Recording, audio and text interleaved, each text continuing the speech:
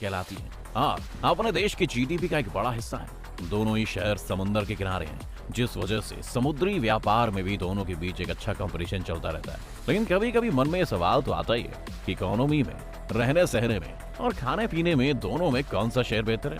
तो अगर आपको कभी ये सवाल परेशान कर रहा है तो बने रहिए वीडियो के अंदर, क्योंकि आज हम इसी का विश्लेषण करने वाले हैं।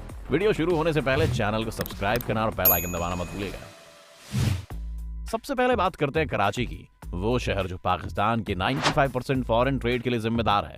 कराची में कई इंडस्ट्रीज हैं, जिस वजह से कराची की पॉपुलेशन 1.64 करोड़ है, जिसमें से 20 लाख बंगाली, 1 लाख अफगानी और 4 लाख रोहिंग्या रहते हैं। और कराची की पॉपुलेशन में हर साल 2.27% की ग्रोथ देखने को मिलती है। कराची के पास मुस्लिम वर्ल्ड का सबसे बड़ा शहर होने का खिताब भी है। कराची को 1729 में कुछ बलोच ट्राइब्स ने बसाया था और इसे उन्होंने कालोची कहा, पर वक्त गुजरते गुजरते यहाँ का नाम बदलकर कराची हो गया। वही मुंबई भारत की जान है, न सिर्फ अपनी बड़ी बड़ी इंडस्ट्रीज और मोटे व्यापार के कारण, लेकिन इसलिए भी क्योंकि इसी शहर में पूरा बॉलीवुड बसता है। मुंबई में इस वक्त 2 करोड़ से भी ज्यादा लोग रहते हैं, जिनमें लगभग सभी धर्मों के लोग शामिल हैं। फिर वो 65.99% हिंदू हो या 20.65% मुस्लिम्स। मुंबई में बुद्धिस्ट और जैन पॉपुलेशन काफी है और इसके अलावा वहाँ 3.37% क्रिश्चियंस भी बसते हैं। मुंबई पहले आइल ऑफ बॉम्बे, कुलाबा, माहिम, पारेल और वर्ली समेत 7 अलग अलग आइलैंड्स में बटा हुआ था, जिसमें हजारों सालों से कोली और आगरी समाज के लोग रहते थे। फिर आज से 2300 साल पहले मौर्य वंश के राज में मुंबई दुनिया तक बौद्ध और हिंदू धर्म का केंद्र हो गया और यहाँ से दुनिया के अलग अलग कोने तक लोग जाने लगे। 17वीं शताब्दी में पुर्तगालियों से लड़कर अंग्रेजों ने यहाँ कब्जा कर लिया और ब्रिटिश राज के अधीन आ गए। 1900 से बॉम्बे नाम मिला और 1995 के बाद इस शहर का नाम मुंबई है। मुंबई की पॉपुलेशन डेंसिटी आज के वक्त में 73,000 लोग प्रति स्क्वायर माइल है और यह भारत के 70% समुद्री व्यापार का केंद्र है। मुंबई इस वक्त भारत का 33% इनकम टैक्स कलेक्ट करता है और विदेशों से यहाँ कई तरह के सामान आने के कारण यहीं से देश की 60% कस्टम ड्यूटी और 20% सेंट्रल एक्साइज टैक्स वसूला जाता है। मुंबई से ही भारत का 40% फॉरेन ट्रेड भी होता है। साथ ही यहाँ के 100% स्टॉक एसेट भी रखता है। मुंबई का बॉम्बे स्टॉक एक्सचेंज दुनिया के कुछ पुराने स्टॉक एक्सचेंजेस में से एक है। वहीं कराची की बात की जाए तो कराची की पॉपुलेशन डेंसिटी 63,000 लोग प्रति स्क्वायर माइल है, जो मुंबई से कम है। साथ ही कराची से पाकिस्तान का 1/3 रेवेन्यू निकलता है। कराची इसके अलावा पाकिस्तान के 30% इंडस्ट्रियल आउटपुट के लिए भी जिम्मेदार है। मुंबई में एक एवरेज आदमी की सैलरी 36,600 रुपए, जिसमें से सबसे कम कमाने वालों की औसत आय 9,260 रुपए, जबकि सबसे ज्यादा कमाने वालों की औसत आय 1,63,000 रुपए। कराची में एवरेज सैलरी 88,000 पाकिस्तानी रुपए, जो इस वक्त 37,000 भारतीय रुपयों के करीब है। इसके अलावा पाकिस्तान में सबसे कम कमाने वालों की संख्या 9,387 रुपयों के करीब है, तो सबसे ज्यादा कमाने वालों की औसत आय 1,65,000 भारतीय रुपयों के करीब है। यानी कराची के लोग औसतन मुंबई से ज्यादा पैसा कमाते हैं। लेकिन ये बात भी ध्यान देने लायक है कि कराची की जीडीपी इस वक्त 164 बिलियन डॉलर्स की है, जो पाकिस्तान की कुल जीडीपी का 20% है।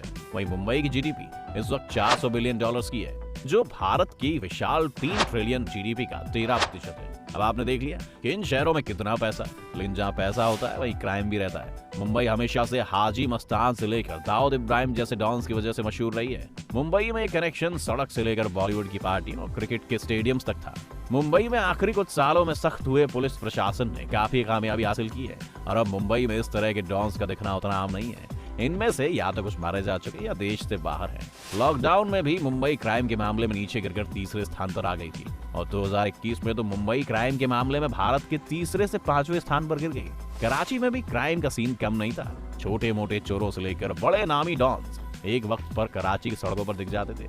एक वक्त तो ये था कि कराची वर्ल्ड क्राइम इंडेक्स में 6ठे नंबर पर था और यहाँ आंकड़े बहुत पुराने नहीं है, 2014 के हैं। वैसे आज कराची में क्राइम को लेकर काफी सख्ती हुई है और उन्होंने कुछ वक्त तक काफी तेजी से इसे कम किया और 2020 में कराची 6ठे स्थान से गिरकर 103वें स्थान पर आ गया। हाल ही में हुई अफगानिस्तान घटना के बाद हालांकि वहां पर जिहादी ताकतों ने फिर से डेरा डाला है और लगातार पाकिस्तान की सरकार उनसे परेशान है। खैर, बीच बीच में लीक होती न्यूज की माने तो कराची के पास दाऊद इब्राहिम भी है। आगे बढ़ते हुए अब बढ़ते हैं इन दोनों शहरों की कल्चरल और सोशल साइड पर। तो मुंबई में आपको लोग गुजराती, मराठी, हिंदी और इंग्लिश बोलते मिल जाएंगे। साथ ही यहाँ पर सभी धर्मों के धार्मिक स्थल मौजूद हैं और बिना किसी परेशानी के लोग अपने त्योहार मनाते हैं। मुंबई को भारत की एंटरटेनमेंट कैपिटल भी कहते हैं, जहाँ सभी बड़े एक्टर्स रहते हैं और काम की तलाश में हजारों एक्टर्स यहाँ अपनी किस्मत आजमाने आ जाते हैं। मुंबई में इसके अलावा टूरिज्म भी काफी फैला हुआ है। मुंबई के बीचेस से लेकर वहाँ gateway of India, Elephanta caves और नेशनल पार्क और ना जाने क्या क्या है जो लोगों को मुंबई की तरफ आकर्षित करता है। यहाँ हर साल 60 लाख से ज्यादा टूरिस्ट देखे जाते हैं और देश भर की कुल टूरिस्ट स्पेंडिंग में अकेला मुंबई शहर ही 35.7% के लिए जिम्मेदार है। मुंबई के छत्रपति शिवाजी इंटरनेशनल एयरपोर्ट पर हर साल 4 करोड़ से ज्यादा लोगों की भीड़ देखी जाती है और इंदिरा गांधी इंटरनेशनल एयरपोर्ट के बाद ये भारत का दूसरा सबसे बिजी एयरपोर्ट है।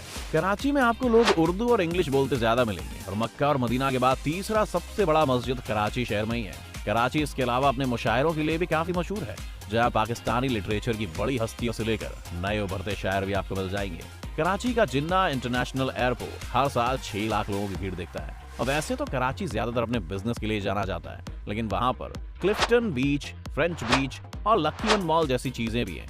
आपको बता दें कि लकी वन मॉल पूरे साउथ एशिया का सबसे बड़ा मॉल है। इसके अलावा वहाँ पर अंग्रेजों के दौर से चली आ रही मशहूर एम्प्रेस मार्केट भी है, जिसे देखने लोग आते रहते हैं। कराची के बारे में जो एक और बात बहुत मशहूर है वो है यहाँ का खाना।